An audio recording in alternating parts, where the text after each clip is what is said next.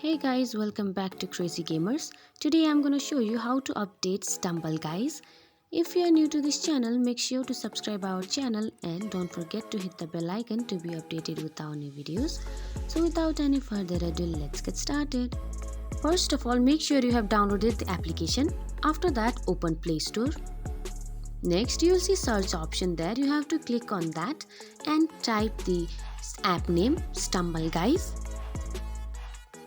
Now there you will see app which is already installed, in which you will see update option. You have to click on update. Depending on your internet speed, it might take few seconds to few minutes. Now here you can see play option, which means your app is already updated. So this is how you update your Stumble guys. I hope you find this video very helpful. If so, don't forget to give us a big thumbs up and we'll see you in next video. Till then, have a good day. Bye bye.